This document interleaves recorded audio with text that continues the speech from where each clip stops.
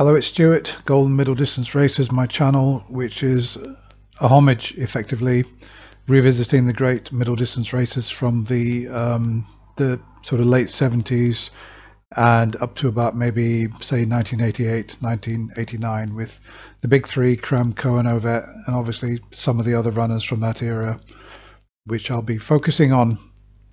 So we've got the 3,000 meters now in 1982. This was the first of the three races that Cohen and Ovet had both signed up to, I think in 1981, agreeing to race each other over three races. And this is the first one. Sadly, of course, it never really happened for Cohen and Ovet in 1982. Ovet is in this race.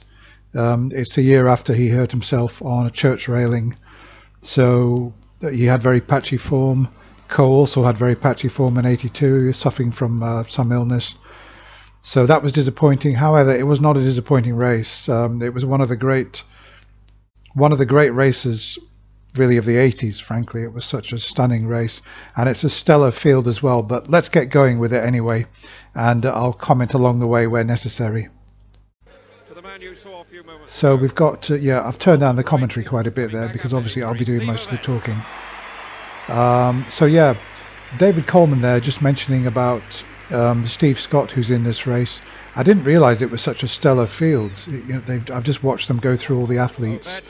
There's Steve Scott, of course, Ovet, David Moorcroft, Sydney Marie, Thomas Vessinghager, John Walker,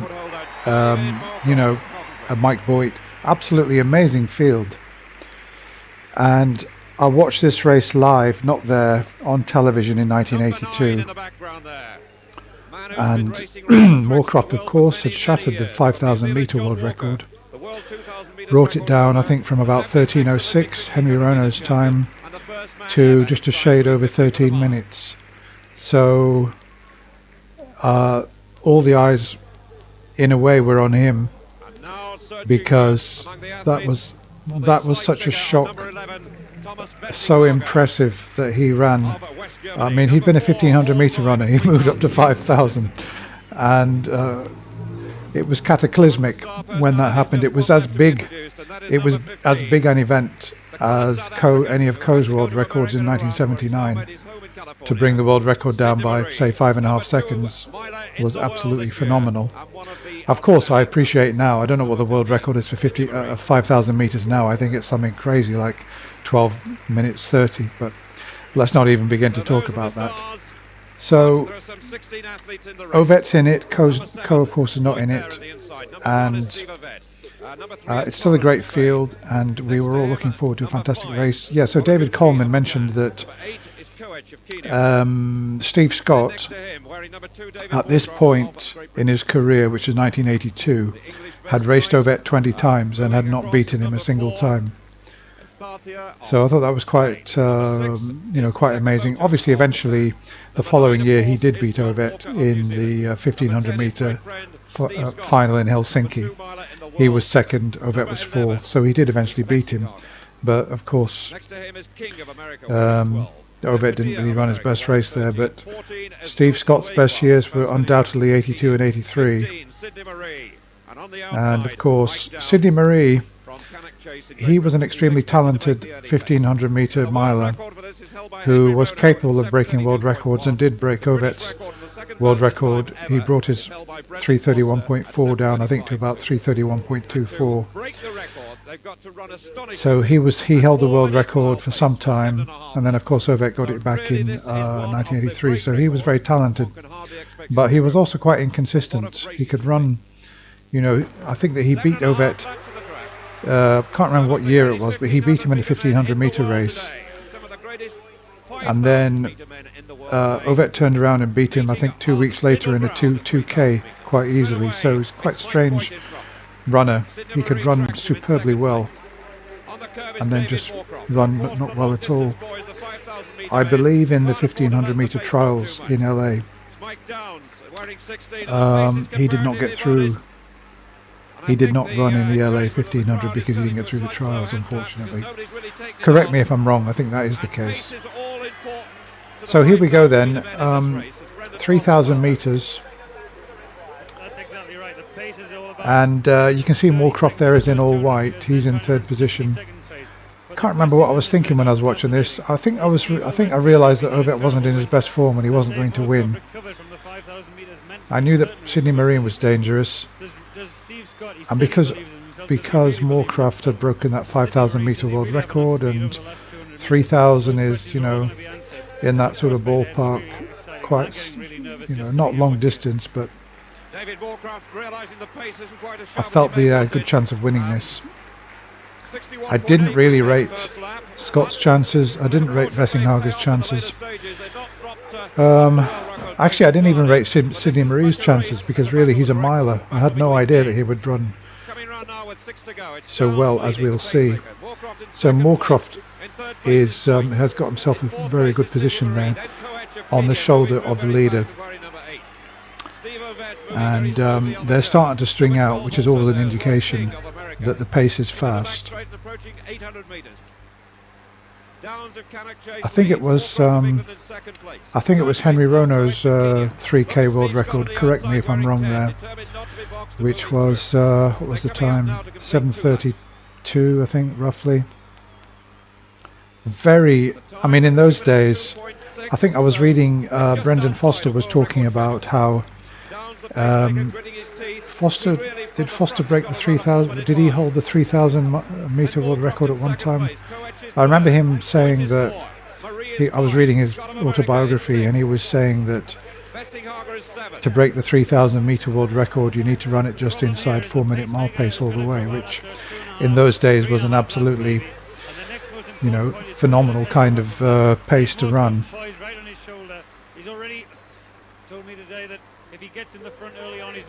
So at around 7:30ish, it's exceptionally fast. 3.5 minutes. Yeah, just doing some mental arithmetic there. So 7.5 minutes. If you half that, it's 3.5 plus 15. Well, it's 2 miles at 3:45 mile pace, isn't it? Sorry. No, what am I talking about? Sorry, I apologise. It's 2 times 1,500 metres at 3:45 apiece. Yeah. You know, which is, I mean, 3:45, it's the kind of time that even top club runners can't achieve in 1,500 metres unless they're kind of international athletes. So it really is very fast to do 2 of those back to back. I suppose that it's like doing, shall we say, oh, you'll probably disagree with this. It's like running 800 metres at 152 apiece or something like that. I'm just sort of just trying to equivocate it. I'm not sure if that's right. So yeah, so we can see here that Moorcroft is out in front. Moorcroft really did establish himself. He'd never been a front runner in the 1,500 metres, but you know, that 5,000 metres, he looked a natural front runner, and he's running in the front here, keeping the pace fast. He must know that Scott has got a fast finish. He probably doesn't know what Ovet's form is, so he may well be trying to inject some pace in to burn off the strong kickers.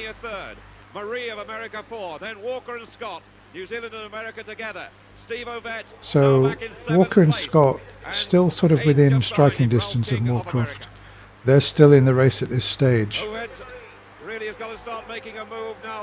Very rarely run this kind of distance, Walker and Scott. I've never really known Walker to run more than about 2,000 metres. I think he was a world record holder at 2,000 metres, but 3K is sort of going up a bit. But I mean, Moorcroft was a miler who stepped up, and look at the results. I actually had a friend when I was at school. I had a friend who in 1979 was absolutely crazy about Moorcroft, even though Ovet and Co were making all the headlines. He said, oh, you know, Moorcroft's fantastic, he won the Commonwealth Games, and you know, he's my favourite runner and everything. I thought, oh, what's he talking about, favourite runner? Co and Ovet, and you know, he's saying Moorcroft's his favourite runner in the greatest era for yeah. So yeah, so that friend of mine, I lost touch with him, and I must admit, when Moorcroft had that fantastic year in '82, I was thinking about that friend, watching his favourite runner break the 5,000 metre world record and win this race as well. I was thinking that he must be absolutely overjoyed, and he must feel like saying, "You see, Stuart, I told you that Moorcroft was a, was going to be a legendary runner and make big headlines, but you wouldn't listen to me, would you?" So no, but of course I was delighted as well, because so there's Moorcroft out in front, and I must admit at this stage I'm feeling nervous because Moorcroft is grimacing, it's hurting him, and I didn't think he would have enough in. There were some fast athletes behind him. I did not think that actually he would win at this point, and Marie was looking so sprightly, as you can see in second place there, and he's going. This is the last lap, of course. When Marie went past, I felt that Moorcroft just sort of panicked a bit there and tried to hold him off. And at this point I'm thinking, that's it, Moorcroft has lost this. There's no way he's going to win. I just couldn't see him winning. But I also noticed that the gap was not growing, and when I saw him come off the bend here, I thought, that's it. I was absolutely on my feet watching this on television. Absolutely amazing finish there by Moorcroft. Unbelievable. I mean, he was in such superlative form. It must have really, you can see that it's hurt him. They're all hurt actually. It's a grueling distance. Just outside the world record of 7:32.1, but we have to wait for the official. Yeah, so there's Moorcroft enjoying, deservedly so, enjoying his time in the limelight. He did deserve it. It was an absolutely he really kind of filled the gap that year when Cohen Ovett were not doing well. It's staggering that we not only had Cohen Ovett, we had guys like Moorcroft who could step in, and Cram as well. When Cohen Ovett were taking a year off, as it were, the world must have been thinking, "Oh God, at last the British, let some other nations win these races." And Moorcroft stepped in, not only shattered the 5,000 metre world record, but defeated all the world's best kind of middle distance runners in this amazing 3,000 metre field at Crystal Palace. So yeah, it was an absolutely golden era, not just of world middle distance running, but really British middle distance running. They're all on their feet for Moorcroft. He was really the star of 1982, and I'm delighted for him. So Ovett was obviously way behind. He was way off the pace. He was like 7:43, 7:44, something like that. Just wasn't his night, sadly. Church railings. I wonder what would have happened had he not hit the church railings, had Coe been in this race and not got ill, had Ovett and also had Moorcroft also been the 5,000 metre world record. The mind boggles about what would have happened. I almost suspect that had Coe and Ovett been in this race, it would have been a slow affair. I don't know. What do you think? Let me know. Okay, that's all for now. Thanks for watching. I'll be back again with another video soon. Bye for now.